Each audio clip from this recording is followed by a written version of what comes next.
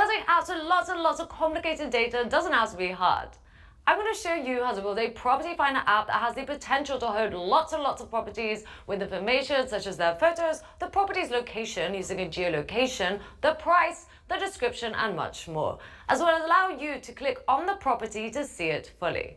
We're going to be organizing the data with GraphQL, so if you're new to GraphQL and want to get started, this is the perfect place for you. We're going to start off building out the data we need and even manage it thanks to this headless CMS tool, so that we can add data easily, edit it, and delete it as well. And not only that, we can add a whole bunch of apps to help us with our data from a whole library that will be accessible to us.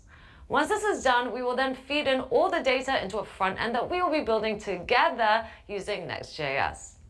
So Next.js, GraphQL, headless CMSs, these are all the things you're going to be practicing today in order to build out your very own property finder app. Okay, so here we are. We're going to first off on HiGraph. Just go ahead and click on the link in the video description. This is where I'm going to create my project. In other words, I'm going to create a schema that's going to hold all of our data in a nice organized way. So let's go ahead and do it. Please go ahead and sign up. I'm already signed up, so I'm just going to create a project. So we're going to scroll down here. Here's my previous projects, and I'm going to create a new project. It's going to be a blank project because I want to start completely from scratch. And I'm going to go ahead and let's call this Zillow project, just like that. And you can add a product description. I'm not going to, this is optional, but if you have a team, you might want to. And just go ahead and select a region. I'm going to select United Kingdom, and I'm going to add this project. And this is going to do all of this HiGraph wonderfulness for me. So here we are, there's this chart checklist. Of course, we're not going to use it because I'm here to walk you through everything right now, including this wonderful dashboard. We will go through these one by one, but we're going to go through them as we use them, which is, I think, a better way of learning anyway. So let's get to it. I'm going to first off create a schema, as we said, and our schema, well, we're going to keep it really simple. We're going to have a property object, essentially, that's going to hold a bunch of stuff like the title of our property or the name, the description of the property, the images, the location, including the latitude and longitude, and so on.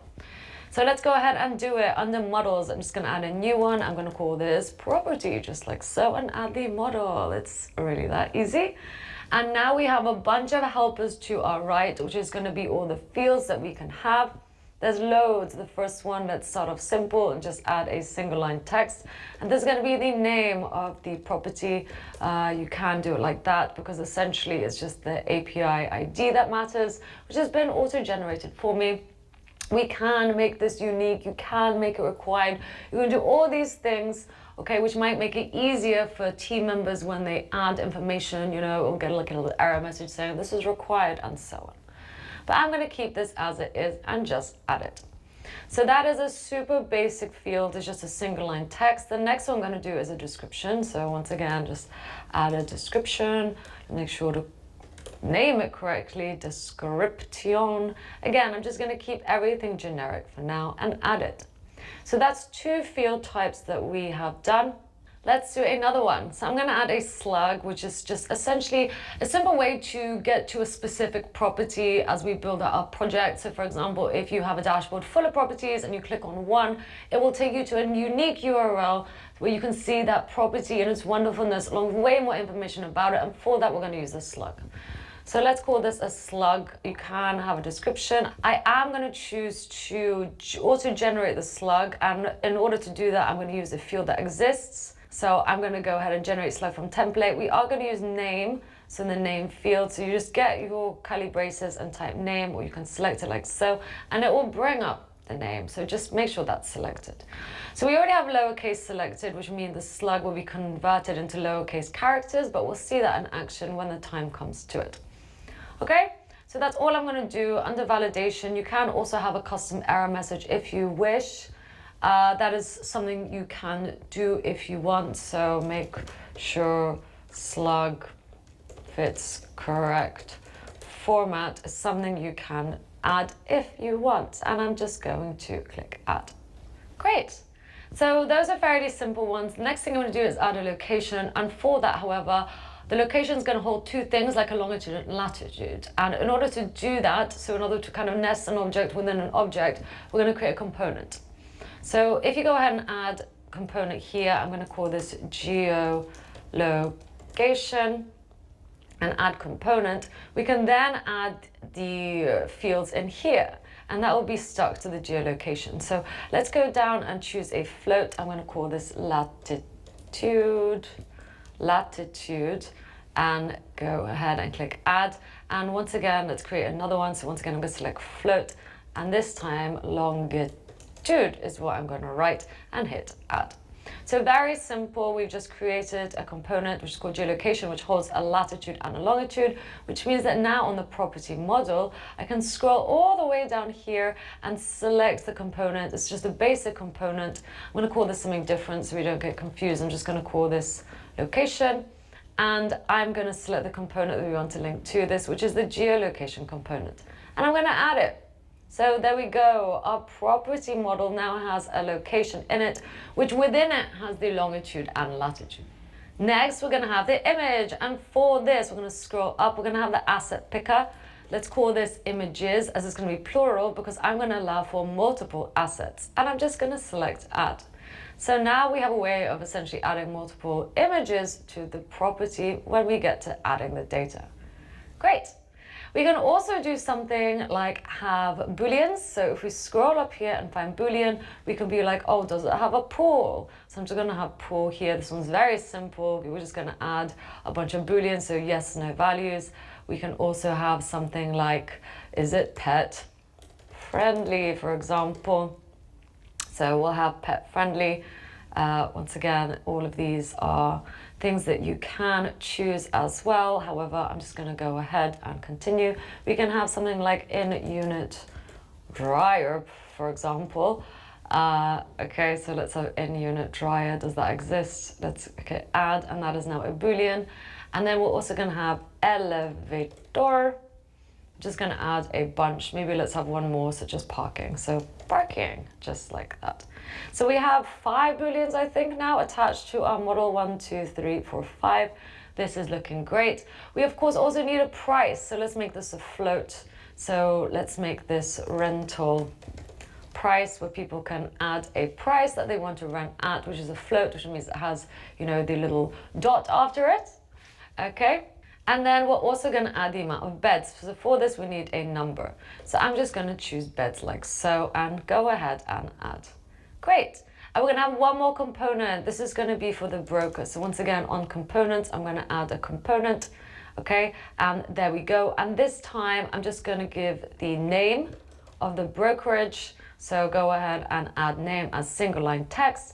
And we're also going to have a phone number. So for this, I need an integer. And let's just go with phone number, just like so. And I'm going to add that. Wonderful. So those are the two things that exist on the broker component. So now you should know how to do this. Back on the property model, what do we need to get? Well, we're going to scroll down and just get a basic component. So here we go, basic for single components. Let's call this managing broker, for example. And then we select the component we want to link this to, and that is just the broker component that I made. And add it. So wonderful, that's it. We've created this schema. How easy was that? Now let's get to actually adding data to this. So in order to do that, I'm going to just select on content. And there we go. So now I can add an entry, and ta-da, we get the property model. So we can put in a name. So for example, I have already done this, so I'm just going to use data that I have previously collected. We can put something like duplex in Dubai. So you will see this like has been auto-generated for me. It's all in lowercase because that is something that we selected, and it's generated from the name field because we also specifically asked HighGraph to do that. Great. So great, now we also have a description. So here we go, I've just pasted in here, and the location, well, we know this is made up of two things. So as you'll see, the component is kind of like a nested object in here, and we're going to put the latitude in.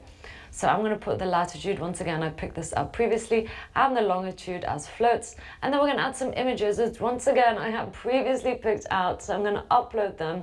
I'm going to browse my downloads essentially, and I'm just going to get some images from here. Let's go with downtown 1 and 2. So great, I'm just going to put this in there and upload these two. And then that's it. We have a few more things to fill out. So here are my booleans. I'm just going to essentially, like just select all of them for now. And let's put in a rental price, which I have totally made up. It's a float, so I can add the dot here. And let's make it 3 beds. And we're going to add a broker. So once again, the component is kind of like a nested object. Let's go with divine brokers. I've totally made those up. They don't exist. And I've also totally made up this phone number, so don't try call it. Great, and now we can save and publish. And of course we have to publish the images separately and click save and publish here. Great, so wonderful. If we go back now, we will see that one property show up here. Let's just quickly go ahead and create 5 more. Of course, I'm speeding through this because I already have all my data, but if you need to pause here, if you just want to watch as I add 5 while you just add 1, that's totally fine. You don't need to add all 5 or 6 essentially. That is just what I'm going to do in order to make this project look nice. Okay, now let's add some more. So once again, please take your time here. Like, it's totally up to you what speed you want to take this at.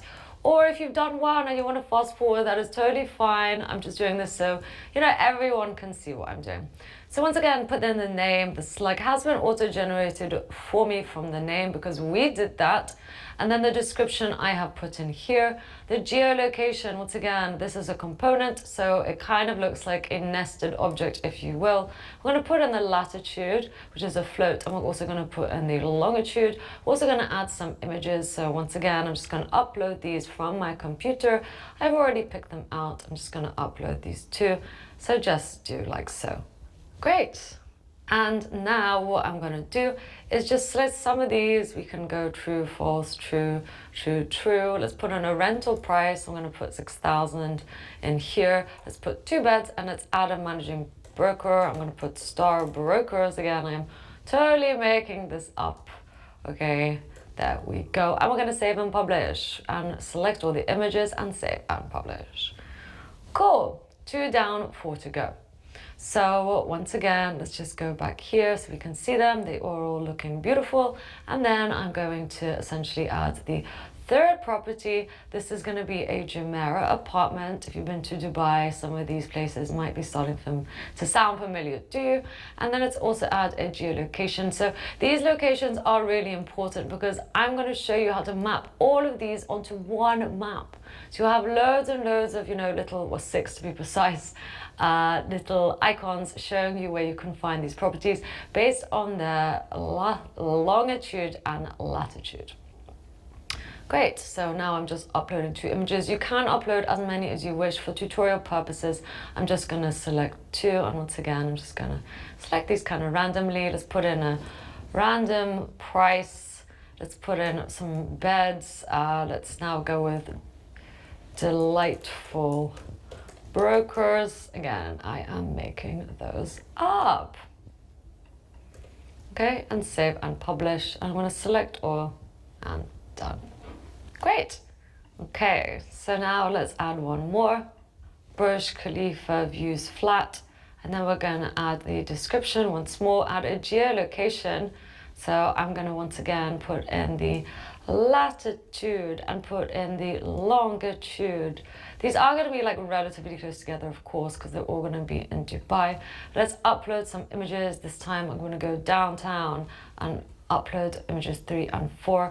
I've really kind of gone to town with these images. They are taken from the internet. Okay, this is just for demo purposes. Again, of course, I don't go out and take my own images of flats either, and I don't own any of these flats. So yeah, just for tutorial purposes, everyone. And let's add a managing broker. I'm going to go with great brokers. Okay, and then let's put in a fake phone number once more. So there we go. And I'm going to save and publish. And once again, select those images and save and publish. So this is now looking great. I'm happy with this. Let's add just 2 more. So now we're going to get the address Dubai. That slug has been generated for me, as we know. Hopefully this is like muscle memory now. Put in the description, put in the geolocation. So we're going to again put the latitude and longitude so we can map this out on a map later on. Let's also add some images. So I'm going to go with downtown 5 and 6 this time. So just like so, and upload those 2 images like that. Great. So this is exciting. And once again, you know the drill. Let's just select some of these. So just go through that. Let's put in a rental price. Let's put in the amount of beds and a managing broker. Let's go with Happy Brokerage. And then let's put in a number which is not real. Please do not call it. I don't know who you might get through to, and they might be very surprised. Okay, so one more to go, and then we can actually start using this data to build out our front end. So let's do it all together now. Let's put in the name. So flat in downtown, that has been auto-generated for me. Let's put in the description. Let's of course put in the geolocation, which includes the latitude and the longitude. And let's add some photos. This time I'm going to do downtown 7 and 8. So let's upload those two files. And of course, we're going to just add some Boolean values. So this time, let's just make them all true and then put the rental price, which I'm going to go with this much. Let's put 2 beds and add a managing broker, which I'm going to go with Poly Brokers. And again, just put in a random phone number and save and publish, and we are done. This is going to look wonderful because our data is going to look wonderful, and yeah, I'm really excited for this, how this is going to look. So there we go, we have our 6 properties. Now let's get to using this to build a front end app. Let's do it. I'm going to go ahead and use WebStorm for this, so please go ahead and use whatever code editor you wish. With WebStorm, it's quite good because if I go ahead and select new project, I can then select Next.js and it gives me the command we need, which is here. And then I can call this, let's call this Zillow clone. Okay, you can add TypeScript. I'm not going to, and I'm going to just click create.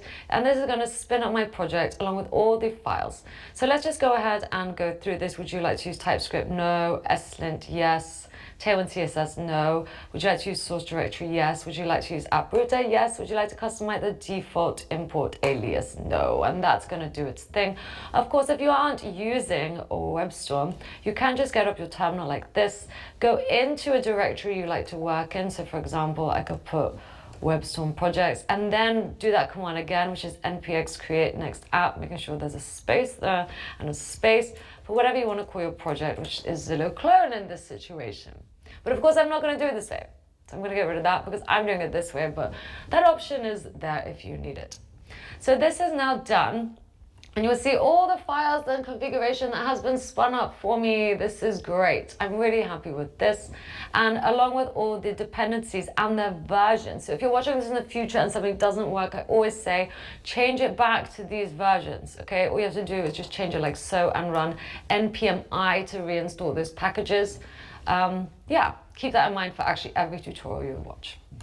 So that is the package JSON file. This is looking good for now. We can start it by using this command dev. So for example, let's just get rid of this. I'm going to get on my terminal again. Making sure you're in the Zillow clone project, just do npm run dev, and that will spin up your project on localhost 3000. So there we go. This is what it looks like now. I'm just going to inspect this because I essentially want to start from scratch. So I'm going to get rid of everything. Yep. So let's get rid of that for now. And under sources, well, we don't need the favicon, so I'm going to delete that. Yes, we don't need module CSS because I'm just going to have one CSS file, so delete. Anyway, global CSS is going to be fine, but I'm going to delete everything from here. So goodbye. And then layout. We're not going to import the font, so I'm going to get rid of that. Let's keep the import for global CSS. Let's get rid of that because that's to do with fonts. Let's change this to Zillow clone, and then let's put a demo app.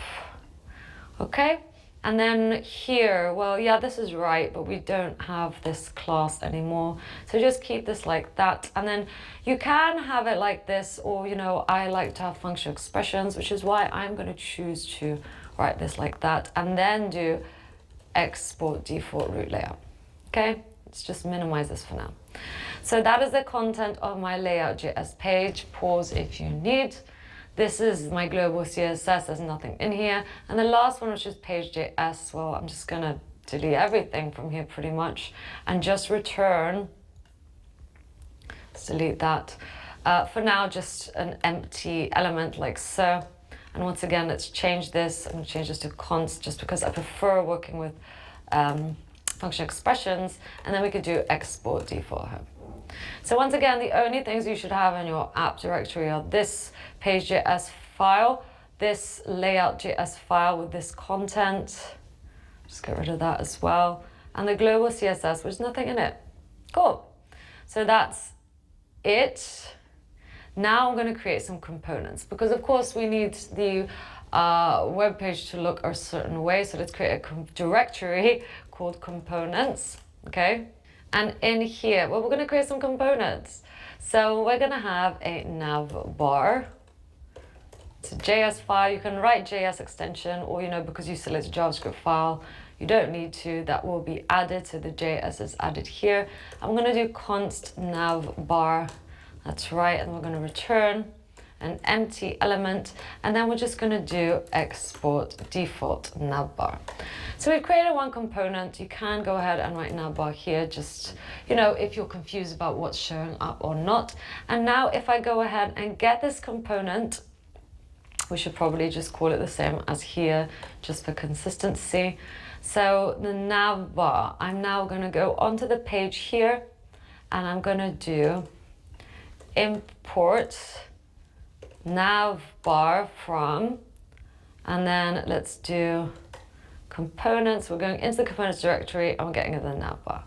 So now if I actually get that component here, so navbar, and save it and go back here, ta-da, it shows up. So once again, my elements, here's the body, and then obviously there's a bunch of stuff here, but what's important is that navbar shows up. This is because at the moment in my home page, we just have this element, which is just returning that text. Cool. Let's create some more components, but I'm actually going to copy all of this to make our lives easier. We're also going to create a search bar. So add that and paste that in here, and then I'm just going to change the text. I'm not using any shortcuts, so you can see exactly what I am changing. Search bar. Maybe we don't need to do this anymore. I think you get the idea. Okay, so now let's create another one. We have the nav bar, we have the search bar. What else do we need? I'm just going to create a JavaScript file for this. Well, we need the card, which we're going to map out all our essentially properties to. So once again, I'm just going to put card, export default card. We're also going to have a map component, so JavaScript file map. And this essentially is going to hold our map. You guessed it. So const map export default map. And one more, which is actually an image card, which is different to the card. So image card, add. And once again, I'm just going to put image card and then have image card. So there we go. That is all our components. Let's work on the navbar first, however. So we have our navbar. Right below it, I also know already that I'm going to put my search bar. So let's put this on a new line like so. And I can essentially import it, but the code editor's already done that for me. It's however you wish. You can choose to write it like that or like this. That is up to you. So I'm just going to minimize that so you can see more of what is going on. So at the moment, obviously, this doesn't look super exciting. I think let's style the navbar because it's going to be relatively easy. So if I just go ahead and find it here, so navbar. In here, well, I'm actually just going to put the Zillow logo, okay? So that essentially is going to be a whole SVG that I have picked out already, okay? So just for us, the logo is going to go here for semantic meaning. Let's just change this to a nav element. And then the SVG is this. Please do take it from my code or comment in the comments and I can paste out this long SVG. Don't go try and make it yourself, because if you save this, I mean, that's pretty complicated. It looks like that, which is crazy, right?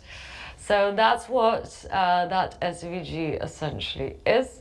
And now let's just style this up a little bit. So again, this is going to be very basic. Before you do anything though, I'm going to say that everything in my app is going to have a certain font. So font family, I'm going to go with sans serif. Let's also go text decoration none, right? We don't want any underlining or anything like that. I'm also just going to go ahead and grab the whole body element and just override the margin to be 0 and the padding to be 0 so we can start fresh. I'm going to take up the space of the whole app, so viewport height. The width is going to be 100 viewport width. And then we're going to do overflow hidden, which is actually going to help us scroll when we need to, when we have loads of properties. So make sure to add that too. And now let's actually pick out the nav element that we just made. So great, I'm actually going to hard code the height of this to be 80 pixels. I'm also going to use display flex to initiate flexbox. I'm going to justify content and make sure that the logo is in the center, and make sure it's in the center from top to bottom as well. This won't work without adding a height, which we have. And I'm also going to just add a border to the bottom only, which is going to be a light gray that I've already picked out earlier. It's going to be solid, and it's also going to be 1 pixel. So cool, that is looking good. I'm happy with that. So now that we have our nav bar, let's maybe work on the search bar next, right? So nav bar we're done with, the search bar coming up. So let's actually get up our search bar component. Here we go. I'm just going to make it bigger. And the search bar essentially is where we're going to do our searches, right? Let's maybe return back a div. And this is essentially, let's just maybe give it the class name of search bar. This is just going to hold an input element. So input element like so. Let's also have a placeholder, so some placeholder text. This is going to say search location. And then let's also have just a button, right? This is what we're going to have, a button and an input. So button, and the button is going to say search. Cool. So that's all that I'm going to do. It's going to look like this, but of course we're going to style it up. So let's go back here. Maybe let's pick out the search bar, so this whole element. So let's do that. Let's also give it a height. So height, I'm going to go with 50 pixels. I'm going to again initialize flexbox. I'm going to this time do justify content flex start. So it's on the left hand side as things stand, and I'm going to align items center so that it's center from top to bottom. This won't work without the height. And again, I'm just going to add a border bottom. I think let's just make it, yeah, let's make it the same. So just like so. Now what I'm going to do is grab the input that lives inside the search bar. So the input that lives inside the search bar, an element of the class of search bar, so make sure there's a space there. And this input, well, I'm just going to give it a margin left of 20 pixels. Let's also give it a border. I'm just going to choose the same gray and just the same kind of styling. So there we go. And then I'm also going to add a border radius. So border radius, maybe let's do 5 pixels. Let's hard code a width for it. So width 300 pixels. Let's pad it out by 8 pixels. And let's give it a margin from top and bottom 10 pixels and left and right 5 pixels. So great. This will of course override this.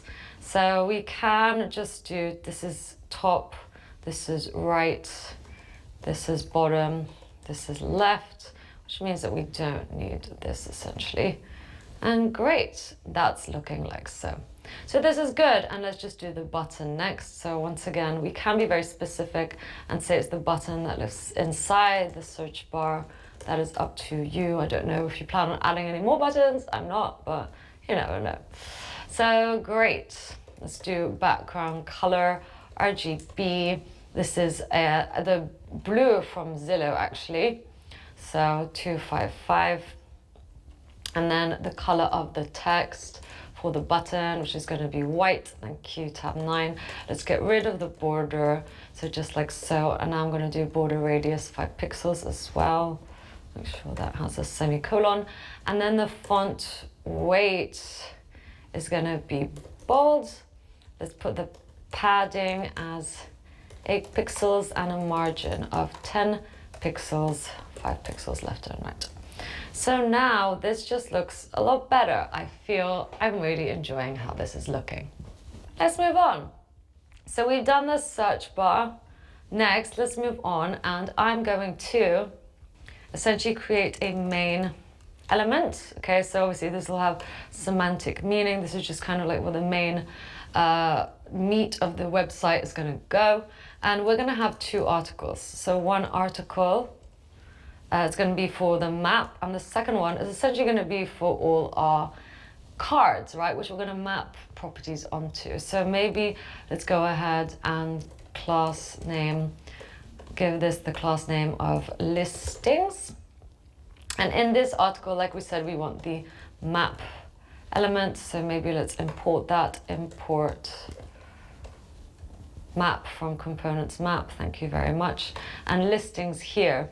Well, let's have the H2 element, because I think we should have an H1 maybe somewhere on the website, because this is kind of like less important. So let's maybe add that at the end, rental listings. And then let's also have a div. And this actually is going to where we're going to put all our cards. So let's do class name card container, just like so. And in here, we're going to essentially map stuff onto cards, but we don't have anything to map onto yet. So let's just put one card. So import card from card components. Great. So I think maybe let's just style this up a tiny bit before actually getting our data next, the thing you've all been waiting for. So back in here, I'm just going to essentially this time pick out the whole main element, and I'm going to do display flex on it. So the 2 articles appear kind of next to each other. Then let's actually grab each article and make sure that each one has a width of 50 viewport width, so half the viewport. And then the article with the class name of listings, so dot, it means class name. If it's all together, it means that class name is on that element. Well, what do I want to do? I'm just actually going to add a box shadow to it. So let's make it transparent color, 60, 64, 67, and then 0.3 for the alpha. And then let's add the x-axis, y-axis, blur, and spread. Okay, so we don't need pixel here. Cool. In fact, we don't need that one either. So now let's also have the padding, 20 pixels, just like so. And now let's also pick out the card container, which is going to have a width of 100% of the parent. We have a height of 90%. This also initialized flex box. We can do flex direction and make sure all the cards are in a row. And then they also wrap over each other. So flex, wrap, wrap. Let's also center everything. So justify content center, I want to do. And let's make sure that if there's loads of properties that don't fit in the space on the y-axis, I'm going to allow us to scroll. So cool, at the moment, it's just looking like this. Okay, not very exciting. Our map's going to go here, and all our rental listings are going to go here. So let's get that data. So let's go back to the page and let's do it. So first off, I'm just going to go up here, and I'm actually going to write a function. This is going to be an async function. So const get properties, just like so. And like I said, this has to be async. So I'm going to use the async keyword there. And in here, what I'm going to do is essentially set up a highgraph endpoint. So const highgraph end points. And I'm going to do process env, and then whatever you want to call it, I'm just going to call it the same, highgraph endpoint, and we're going to store that in our .env file. So let's go ahead and create a .env file. I'm just going to put this in the same level as, the package JSON. So let's add a new file. It's going to be a .env file, like I said. So here we go. Let's add that. And then I'm going to essentially do a high graph endpoint like so. And here essentially is where we're going to put our endpoint. So let's go back to here. Let's go project settings.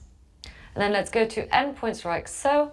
And then I'm just going to get the content API. Let's go for the high performance content API. So copy that one. And now we're just going to paste it like that. Great. So there we go. I've just pasted it. So wonderful. Another thing you're going to have to do is just add permissions. So just click add permissions here, and we're just going to choose the read rule because we just want to read the data. We don't want to do anything else. So I'm just going to add that. Okay, so that permission has been set, and I will now be able to read data from my project. So let's go back here now and let's go back to WebStorm. So we've got that here. We of course need to be able to read anything from the .env file. In order to do that, let's just get up our terminal. I'm just going to make another tab, and I'm going to do npmi.env, which is a package essentially, which will allow us to read anything from the env file. Okay, so that has now been installed. Wonderful. So great, using process env, we can read anything that lives in the .env file. We're getting the high graph endpoint.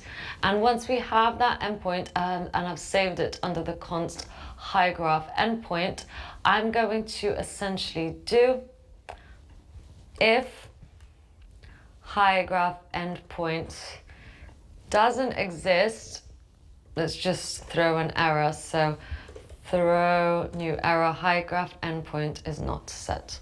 Okay, otherwise let's get that data, right? So const response await fetch high graph endpoint, and then we're just going to pass through some stuff.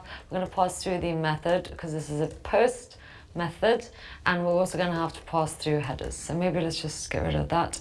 And the headers that we're going to pass through is just going to be content type. So content type application JSON. Great. We'll also, there we go, just to get rid of that, going to pass through the body. I'm going to do JSON stringify, and we're going to stringify the query that we have to send. So in order to get all of the properties essentially, let's just go back to here. We can actually use our API playground in order to create a GraphQL query. So in order to get all our properties, okay, maybe let's just go ahead and delete that. We can, so we want to get properties, right? So query here, and if we select the properties model, you will see we are going into the properties model, and we can actually select everything we want for it. So we want the amount of beds, we also want the description, we want whether there's an elevator, we want the images, right? So from the images, we really just want the file name, but we also want the URL. So let's find that URL like so. So we're literally just building out a query, right? Thanks to this helper. Under location, we also want the longitude and latitude. The managing broker, we're going to get the name of them and the phone number. We of course want the name of the property. We want whether there's parking, pet-friendly, pool as well. We want the rental price. We want the slug. And I think that is it for all the properties. We can also have the ID of the property. That is something that you can choose. So maybe let's add that. So now that I've built out my whole query, I can run it. Okay? So great, and this gives me back all the data. It's a bunch of stuff. This is essentially the data that we want to bring back into our app. So what I'm going to do is just copy all of this and paste it. Now this is if I wanted all the information for the property, right? But for the dashboard, we probably don't need everything.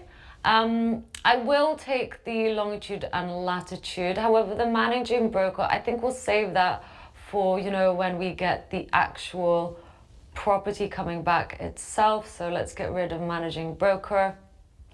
Let's maybe also get rid of the booleans. So I could just do it from here. So these are all the booleans. Let's get rid of that. Elevator is also a boolean. We'll keep beds, description, images, location, name, rental price, slug and ID. Okay, so of course you can also mess around with this. For now, however, just put some backticks. So not like quotation marks, some backticks like so, and then just paste in that query. Okay, so great. I'm just going to tab this out so that it's a little bit more readable. Maybe rename the query too. So query properties, you can call it whatever you wish. And great. So that is it. And it finishes here. There's the semicolons for that. And then the next ones is for the whole piece of code. So once we get the response, we're going to save it as JSON, so await response JSON, and then we're just going to return out of this function the JSON data properties, because essentially we're going to go into this object, so dot data, and we're going to go again, so dot properties, in order to get back this array. Cool. So now we can use this function get properties, and I'm going to use it in here.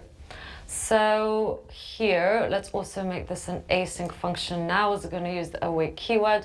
I'm going to get properties, I'm going to call it, but this is an async function, so I'm going to stick await on here, and let's save it as properties. Okay, so let's check that has worked.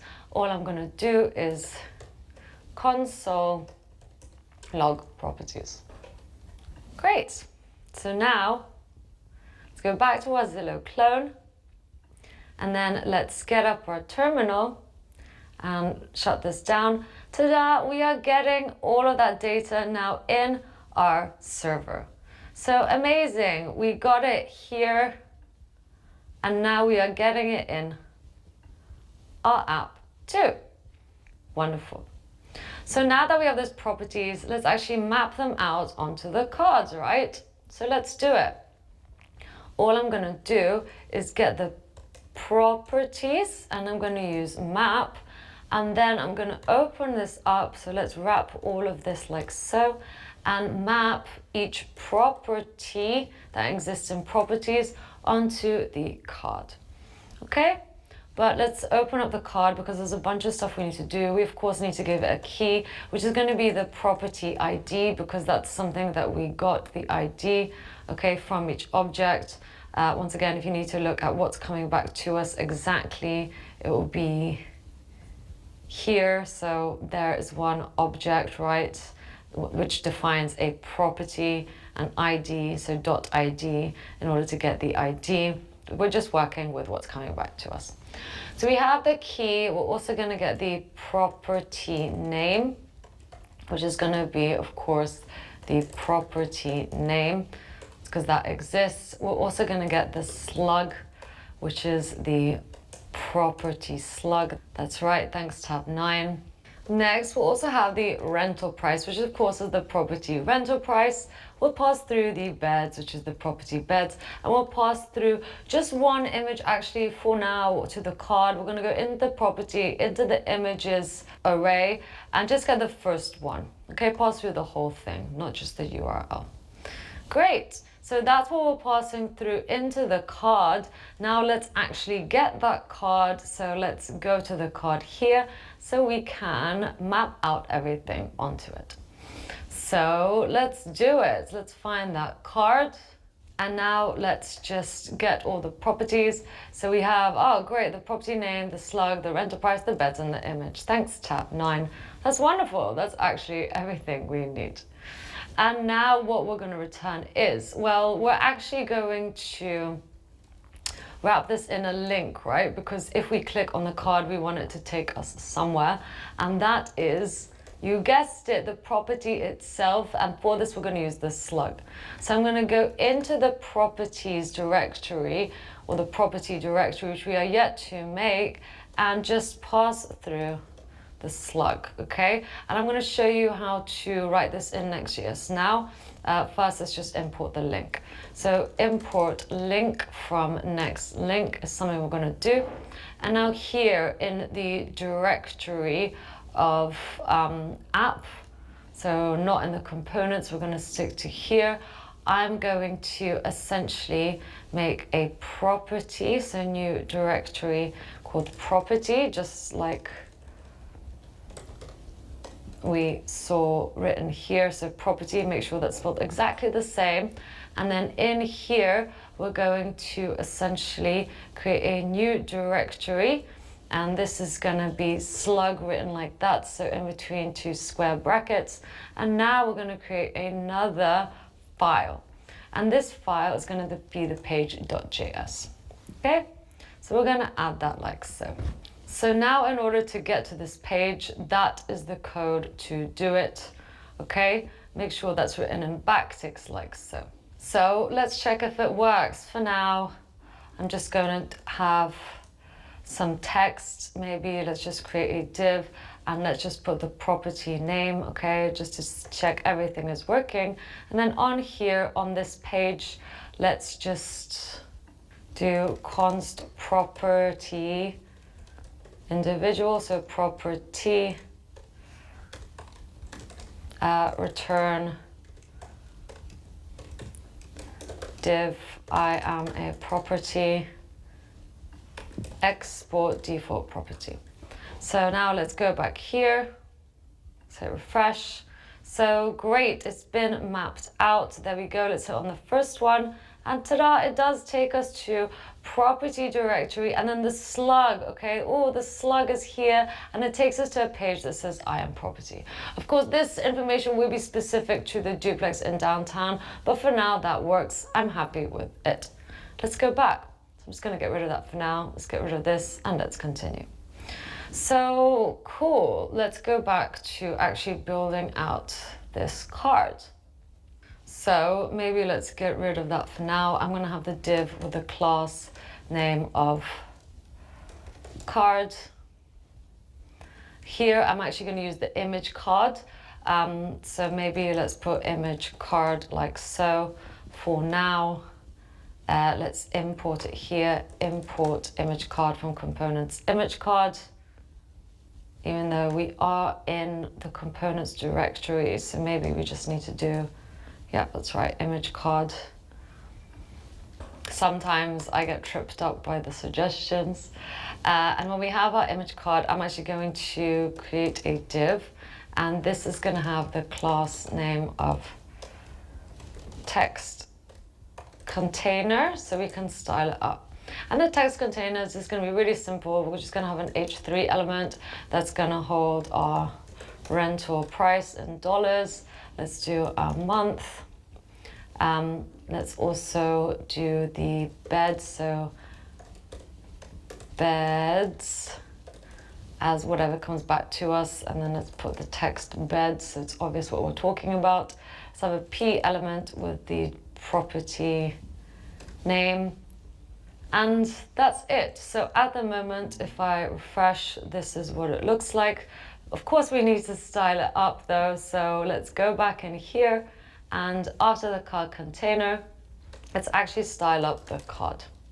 So the card, well, let's change the background color. I'm going to go with RGB and make it white. Let's also add a border radius, which is going to be 5 pixels. I'm going to go with overflow hidden. Let's also add box shadow. I'm going to go with RGBA. Let's make it black, and then 0.24, 0 x-axis, y-axis, and then blur. We don't need the px after 0. Let's also set the width to 300 pixels. The height is going to be 235 pixels, and margin is going to be 15 pixels. Okay, so that's the card, and I'm going to grab the card and get its text container like so, and just put padding of 5 pixels. Okay, and lastly but not leastly, for the card, I'm going to get the H1, H2, H3, and P elements, and then I'm going to do margin 1 pixel, padding 1 pixel, color RGB 000, so make it black. Cool. So great, that's what it currently looks like. Of course, if we make this a little bit smaller, I'm just going to zoom out. That's what it would look like on a normal browser. So amazing. They're kind of wrapping over each other. Now let's work on the image. So once again, I'm just going to go back here, go back to the card, and now the image card. Well, we're going to pass through a few things into the image card. We're going to pass through the URL. That's going to be the image URL. Then we're going to also have the file name, which is the image file name, the width. I'm just going to hard code this as 300, and the height, which is going to be, I'm going to make it 150. Okay, so that's what we're passing through into the image card. So now let's go to the image card. Here it is. Let's make it bigger. And once again, let's just get the URL, the file name, the width, and the height. And we're just going to return an image. However, we're going to import that image from next. So import image from next image. And now let's just return it. So I'm going to make an image. Make that a self-closing element. And now we're going to have the class name. So I'm going to add a class name to this of image. We'll have the source of this as the URL, the alt. So just, you know, the name that shows up when an image doesn't show up, it's just going to be the file name. And then we'll have a width, which we've passed through, a height, which we've also passed through. And let's make this priority. Cool.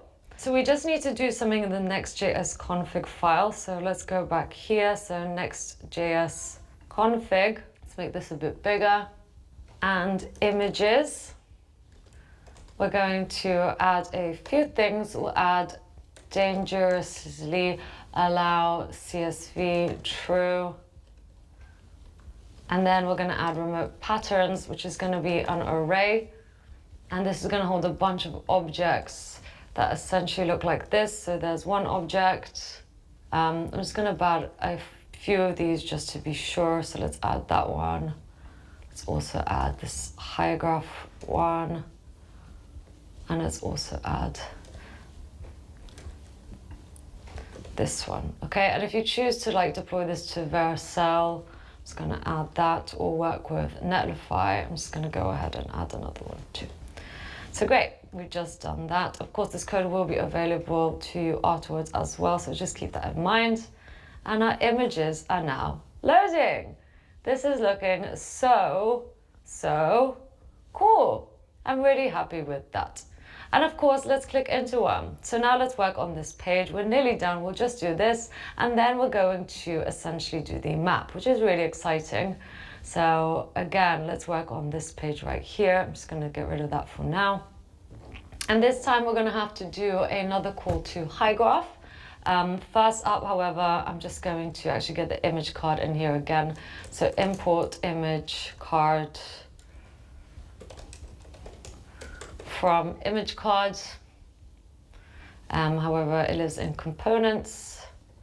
So let's go to components image card. And we're going to import link from next link. And here we're again going to write a function. So const get individual properties, so just like so, and this is an async function. Once again, we're going to check if the HighGraph endpoint exists, but let's first define it. So process env HighGraph endpoint. So if no HighGraph endpoint, we're just going to throw error HighGraph endpoint is not set. And then also now we can actually do const response await HighGraph endpoint. The method is going to be post, the headers are going to be content type, and then thanks tab 9, you've already added a query. That's pretty cool. Let's see if it's right? So query, maybe let's name it. So property, to get one property. However, we are going to have to pass through a slug in here. So as the variables, I'm just going to go down here. Variables, we're going to pass through the variable of slug, and it's just going to be the slug. So we're going to pass that through later. We're going to get it from the parameters. So we're going to pass through that slug into here, which means in here we can get it. So let's pass it through into the query. So slug, let's define it as a string. And then here, slug, it's going to be the slug. So again, we're passing it through. And this actually is not correct. So let's actually get rid of it. And just let's go back to our playground, right? I think that's much easier. So let's get rid of all of this. Let's write a query. This is going to be the query property, right? And to get just one property, so let's go into the property where, and then let's hard code the slug.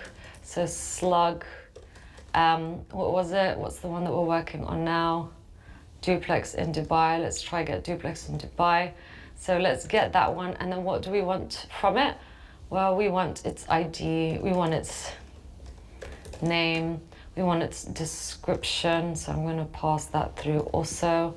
We also want its rental price. Let's also get if it has a private parking or just parking. It has a pool. Is it pet friendly? Let's also get in unit dryer, elevator, the amount of beds, and then the images. And we're going to get all the images by the ID, the URL, and their file name. Okay? So great. I think that's all we want. Let's also get the managing broker. So managing broker, and we'll get the name of the broker, and we'll also get the phone number. So that's it. Let's see if it works. Let's run this. And great, this should just come back with one object, and it does. It comes back with the one object to represent the duplex in downtown. So I'm happy with this. So let's maybe copy all of this now, and we can paste it in as the query. Of course, we're going to have to replace this once more. So yeah, we can do that, or we could just paste whatever's in between the properties. Maybe let's do that, that's better. So whatever's in between these curly braces, let's get all of that, just miss out the last two curly braces, and ta-da. So that's all I've done. So now we're of course passing through that slug into here. After that has kind of done its thing, so here, const data equals await response JSON, and then we're going to return out this function the data property individual, okay, because that's what comes back to us, data property, and that's the object that we want. Great, so now let's use this function, right? So where is it, the get property function, and we're going to pass it through the slug into it. So that is something you have to do, slug, in order so we can use it in this function. So now here, I'm going to get property, pass it through the slug. However, we're going to get this from the params, okay? So we can get the params of this page by doing this. And now I can do params slug to pass the slug into the function in order to get back all the data about it. This is an async function, so we need the await keyword here, which also means we need the async keyword here. And then let's get the response of this and save it as property. And of course, let's just console log this out maybe for now, console log property. Maybe let's get rid of this console log. And on the home page, I'm also going to get rid of this console log, so it's a lot more clear to us what is going on. And then that is being passed through into the function, and then it's being passed through here. Whoops, we need to do that. So let's just check this one more time. Query property, passing through the slug as a string. Property, this should be property, sorry, as we saw, my bad. We probably should have just copied exactly what we saw. And then this should be where slug is slug. Make sure that this does not have that here. And now let's console log the property. and then look in the terminal. Amazing. We're getting back that one property, just the one property. So now let's map it out. So once again, this is the whole query. Make sure to pause here if you're having issues, or, you know, like I said, just test it out here once more like that. And then if you're happy with it and it's getting the response, just copy the whole thing and then change this so it's the slug that you're passing through into the query, which is also passed through as a variable that was appended here. Okay, so once again, this is it. I'll go through that slowly, pause if you need. Great. So now, like I said, let's map that property, right? So let's do it. So what are we going to return? Well, for now, we're returning a div. Let's give this the class name of property. Let's create another div. This time, let's give this the class name of property images container. And then let's get the property. And first, let's get the images and map each image onto an image card. And of course, this is reusable. So yeah, we got the key, we got the URL, we got the file name, and then we're going to pass through the width, which I'm going to hard code as 2000, and the height, which I'm going to go as 550. So great, we're going to map all those out onto an image card. Next, we're going to create another div. This time, I'm going to give this the class name of property info container. Let's give this an H1. I'm going to go ahead and put the property name in here. We're then going to get the H2 element. I'm going to use a span to add the property beds amount, followed by the word beds. And let's also add another span to add the rental price. So span, and then I'm going to do dollars rental price.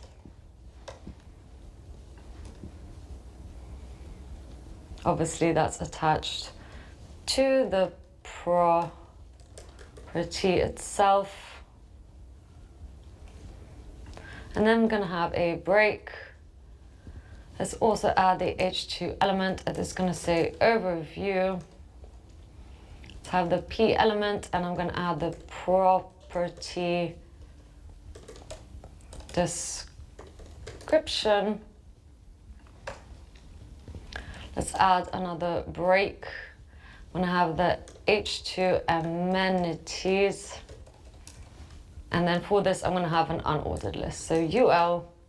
And if property parking exists, I'm going to show the word that private parking. I'm just going to show the words private parking, right, as a list.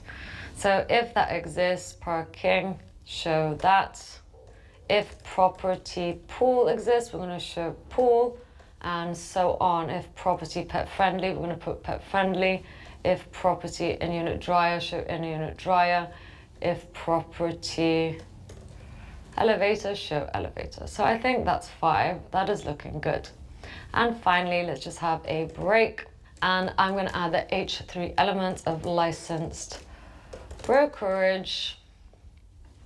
We'll have a P element here of managing broker, and we'll put the property managing broker name. And then we'll also have the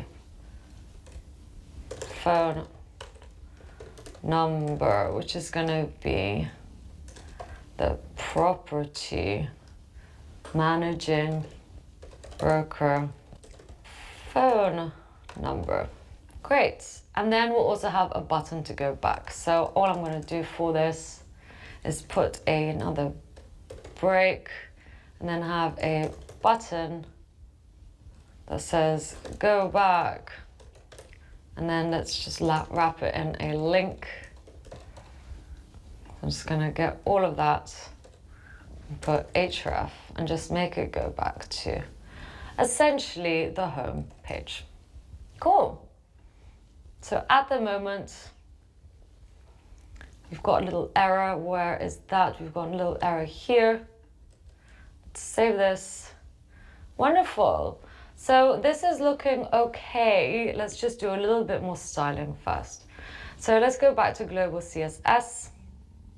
And this time, let's get the actual property itself, so the whole page. And I'm just gonna add some margin. So let's do 50 pixels and then 100 pixels on the left and right. Border radius, I'm gonna round it off with 20 pixels. I'm gonna add a box shadow, which is gonna be RGBA 0.24, 0 x-axis 3 pixels, y-axis 8 pixels blur, and then overflow, I'm gonna put hidden display flex. Okay, and now the image, so each image, I'm going to just make sure that it's 100% of the container. I'm also gonna get the property image container. Let's just give it a width of 70%. And then I'm also gonna get the property info container, make it 30%. Let's give it a padding of 30 pixels. Okay, so we've done that. And then finally, we just need the info container spans as well. I want to style those. So let's get each span. And this is the last thing we're going to style. So border is going to be solid 1 pixel RGB, that gray that we like to use, 199, 199, 199. And then the border radius 5 pixels. Let's do padding. Padding is going to be 4 pixels on the top and bottom, and 10 pixels on the left and right. And then let's also add margin of 5 pixels and 0 on the left and right. So this is looking so much better. Of course, we do want to kind of scroll on this, so maybe we have to get rid of the overflow hidden, and maybe on the body itself for now. Okay, so that is looking so much better. Of course, you can be free to style this up however you wish. We also want to add the styling of the button to that. So let's actually give this button class, let's let it run free so that that styling can be applied to everything. So great, this is what the page looks like at the moment. And of course, we can go back. One other thing I want is actually for this to be next to that, so left and right. So I think we should have this div with the class name of property image container. Let's actually move this div. So let's grab everything in here. I think that should be it. I'm going to cut that and make sure that it's after this div. So just paste it in like so, and then those two are next to each other. That is just looking so much better. Great. So now this is it. There's 2 more things to do. I need to add the map and the search functionality. So let's do it. Okay, so now we're going to go to the map. So here is the map. And this is essentially going to be code from the Google Maps documentation. Okay, so this time we're going to use client. So make sure to use client here in Next.js, so that this is treated kind of like, client component. And we can use stuff like import, use state, use effect from React. We're not going to use effect though. We're going to use callback, and we're going to do use, or just memo even. Okay, we're also going to have to import Google Map, as well as use JS API loader and marker from React Google Maps API. So of course we're going to have to install this. So let's get up our terminal. I'm going to create a new tab and do npm i React Google Maps API. So that's going to do its thing, and let's continue.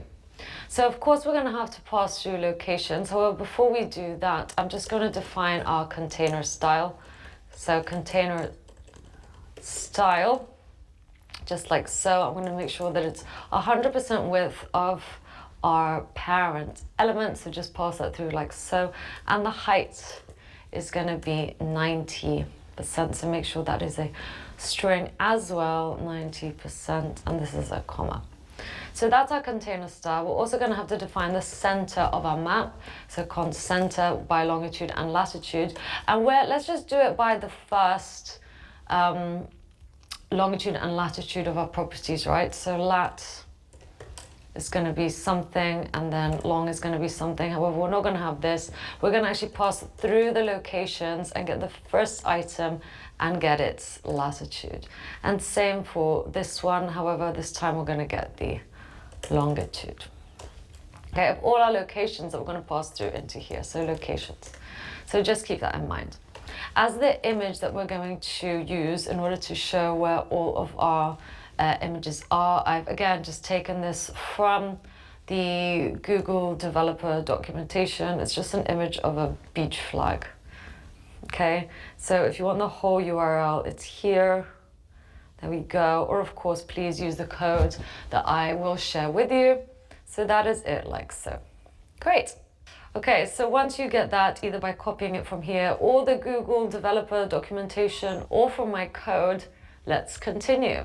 Next, I'm going to define if the map is loaded. So const is loaded. I'm going to use the JS API loader, and I'm just going to pass through an ID for this. It's going to be the Google Maps script, and we're going to pass through our Google Maps API key. So great. You can do this, or because this is front end stuff, we can do it at next public, and I'm just going to do map API key, so just API. So now this means that in our .env file, just in here, we're going to put in the API key to our API key from Google, right? So this is mine. If you want to get yours, just head over to developers.google.com/maps, and then you can get your API key. So I've already, signed up and created an account, but essentially you just have to go in here and get yours. So under keys and credentials is where you'd find your API key. So there's mine, or you can create a new one. Okay, so great. You can edit it, you can delete it, you can create your own, and so on. So there you go. Hopefully that's self-explanatory. So once you have yours, let's just get rid of that. That's how you load it in. Now we're going to set the map. So const map set map use state null. We're going to write this code to essentially check the on load. So essentially we are checking the latitude and longitude bounds of the window, and then we're going to write some code to unmount. I'm literally just getting this from the Google documentation, by the way. I'm not writing this myself. Okay, and now we're going to return something. So we're going to return, well, let's get rid of this, is loaded, question mark. And if it is, we're going to do something here. Okay, otherwise we're going to just return an empty element. Okay, and what goes into the Google map? Well, on the first tag, we're just going to add the map container style and pass through the container style. We'll pass through the center, we'll pass through the zoom, we'll pass through the onload, and we'll pass through the onmount. And then, so after this is kind of done, we're going to actually get the locations. So each of the locations, which is just going to be our longitude and latitude, and we're going to map each location. We're also going to need an index for this because we don't have identifier, so index, make sure that spells locations. And we're going to map it onto each location onto a marker. So there is our marker. This can actually be a self-closing element. And we'll get the key, which is just going to be the index. We'll get the position, and we'll pass through the longitude and latitude of each location. And then as the icon, we're just going to pass through the image, which is of course defined up here. I'm not going to do the scaled size or the origin. I am going to do the anchor. We're just going to just do new window, Google Maps point 558. Okay, so save that. And of course we need to put in our location. So back on the main page, we're gonna have to essentially filter out all the locations from our properties. So when our properties come back here, we're of course getting a bunch of properties, an array of bunch of objects. But if we just want the locations from each one of those objects, so I'm going to define that locations, we're going to get the properties and maps, so get each property, and we're just going to return the property location, which is an array. And then once we have that, so this is now going to be an array of lots of arrays, we're going to pass that through into the map, just like so. Okay, so that's what's being passed through into the map up here. Use client should just be spelled like that. Ta-da! And finally, we just need to do one more thing. We're going to export default map, but wrap it in memo. Okay, and great. So some of my properties are a bit far out. Maybe we need to pick another one.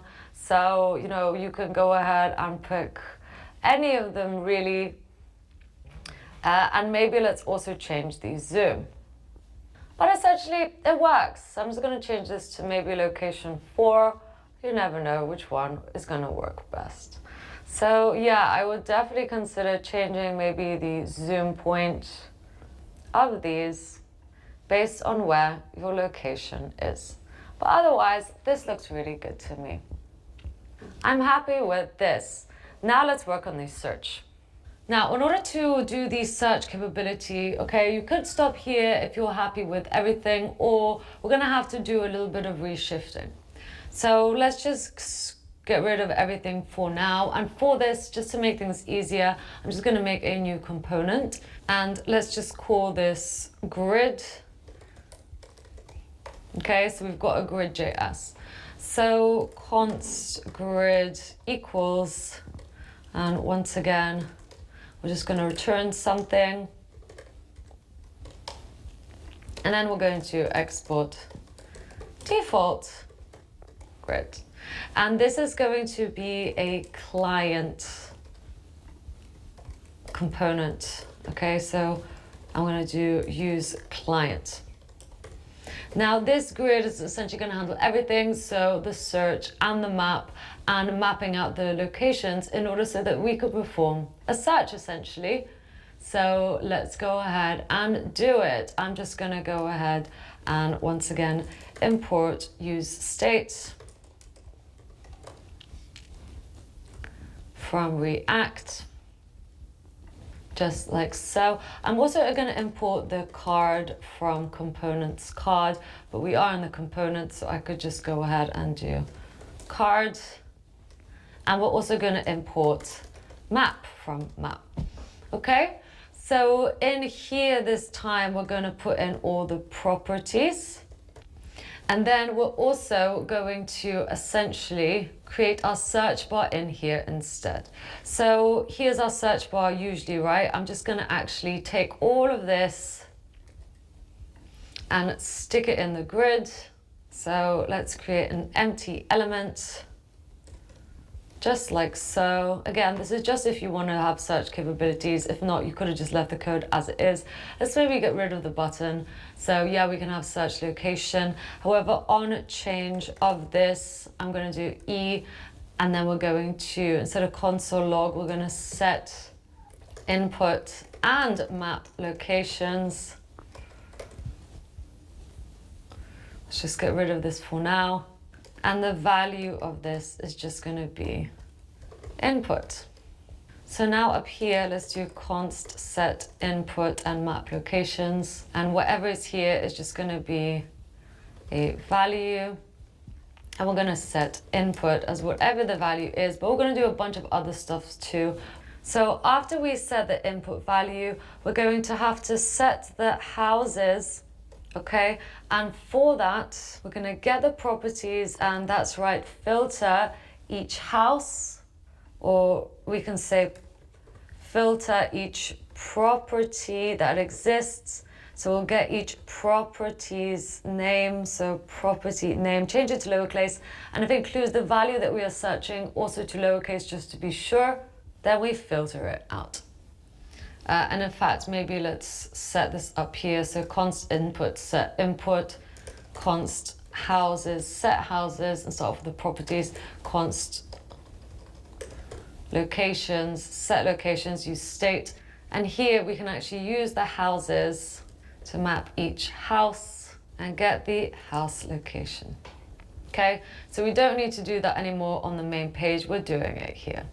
Next, we also do the same for locations. So we've just set the houses, right? So whatever properties are, so we've just reset them to be the latest properties that we have filtered out. So now locations, I could just pass through houses, map, and just have the houses, so each house's location be passed through. So now here, let's actually go back to the main page because we're gonna have to get a bunch of stuff from here. So I'm actually just gonna take out everything of this main. So everything here, let's just get all that, let's grab it, and let's put it in the grid. So just after here, just like that. Great. And the only thing we need to now change is houses here from properties. Hit save. And back on this page again, let's get rid of the search bar as we don't need it anymore. I'm just gonna get the grid just like so and pass through the properties as properties. We don't need to do this here anymore as we are doing that in the properties component. And back here, we don't need any of these anymore. We're gonna just import grid from components grid. One other thing we need to do is actually just get rid of the search bar now. Let's delete this whole thing as we're doing it in the grid component as well. Wonderful. So now let's just go back to the map, right? Because we hard-coded 4 here, but just let's make that go back to 0.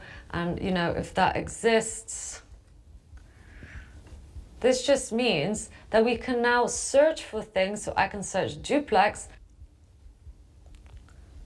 and it will show up along with the only map pins that are related to it. Great. So this is looking good. We probably want this to stretch all the way down, however, so just a few more things we need to do. Let's go back to the global CSS.